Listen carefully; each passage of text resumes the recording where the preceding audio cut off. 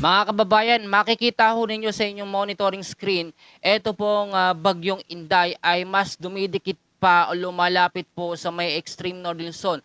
Kitang-kita pa rin natin kahit humina po ito sa pagiging super typhoon category pa rin ito.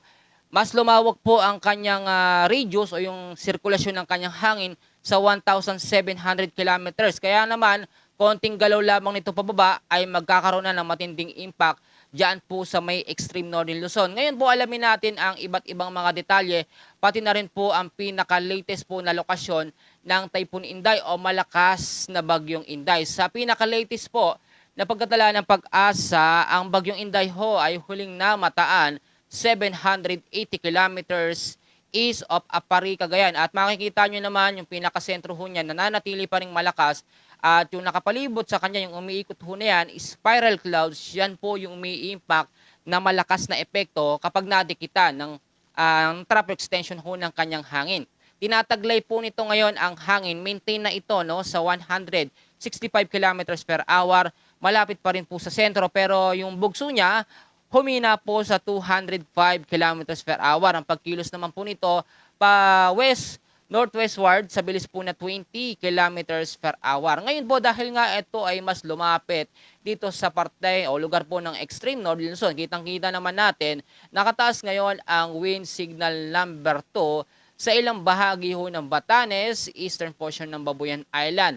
At kasama rin ang northeastern portion po ng mainland of Cagayan.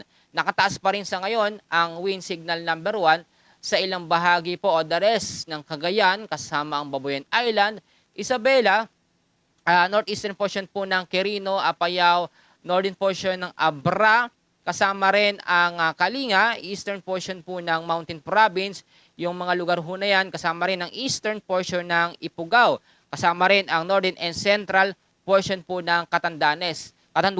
Yung mga lugar po na binanggit ko, meron po yan iba't ibang warning lead time. Pag sinabi ho kasi natin na signal number 2, meron pong 24 hours na warning lead time.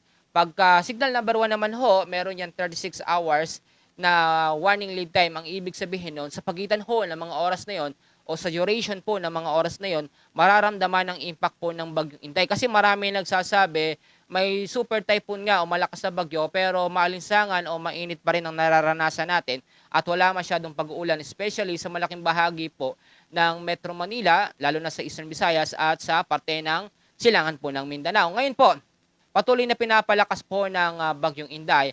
Ito pong tinatawag natin na habagat o southwest monsoon.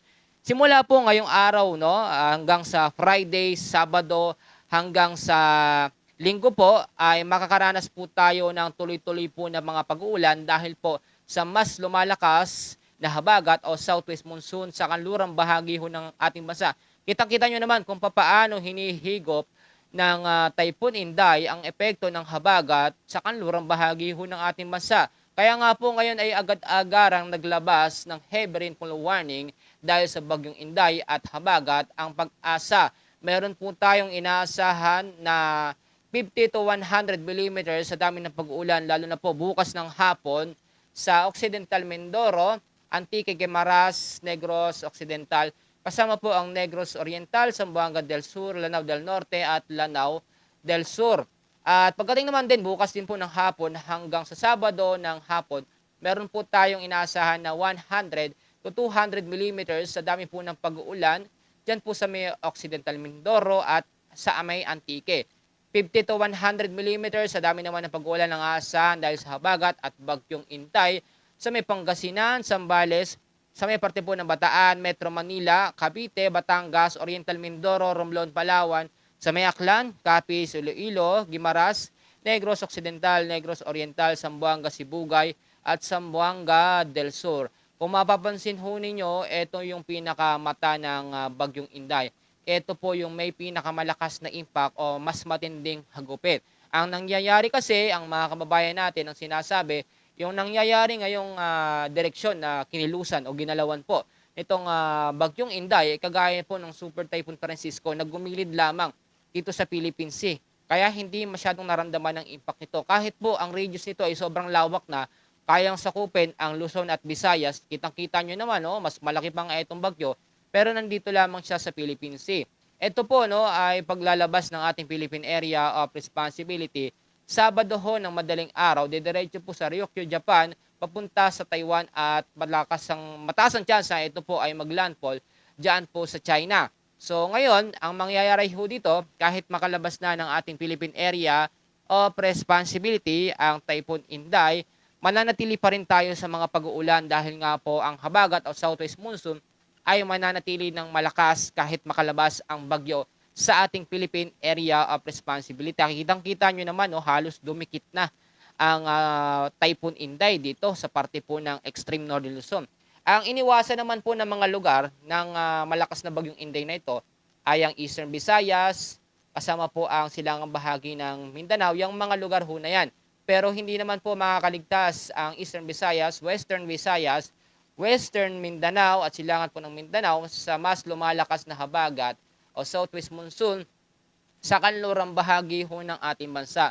Kaya nga po, simula ngayong araw na ito, sa Friday ng hapon, Sabado hanggang sa Linggo, hanggang next week, ay makakaranas tayo ng tuloy-tuloy ng mga pag-uulan dahil po sa habagat.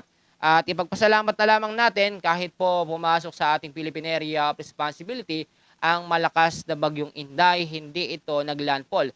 At ipapaliwanag ko ng mabilisan sa inyo na merong iba't ibang kategorya ho kasi ang mga bagyo. Yung pinakamahina ay tropical depression, pangalawa, tropical storm, pangatlo, severe tropical storm yung pang-apat, typhoon, at yung pinakamalakas natin ay ang super typhoon category. Kahit sa forecast track ng Pag-asa, ito humina sa pagiging typhoon. Makikita nyo pa rin ng pinakamata nito, talagang matindi ang epekto niyan.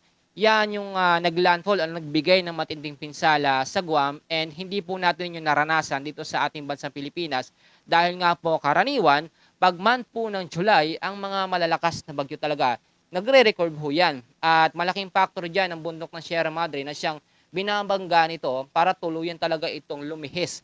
Ganun kasi ang nangyayari dyan, no? Dahil nga po malakas na hangin yan, pag nakabangga yan ng malakas na pressure o bundok, yan po ay lumilihis, no? Kaya nga sinasabi ko sa inyo, importante na linisin natin, no, pangalagaan natin ang mga kabundukan, pagputulin ng mga puno dahil yan ay nagkakaroon ng magandang role, no, o tulong po sa atin. Nagawa din ng Diyos. So ipagpasalamat natin sa Panginoon na binigyan tayo ng mga ganong senaryo para po ang mga bagyo ay mapigilan. Kapag mahihinang bagyo naman, karaniwan tumatawid dyan sa Eastern Visayas at lalabas po sa kalurang bahagi po ng Palawan area.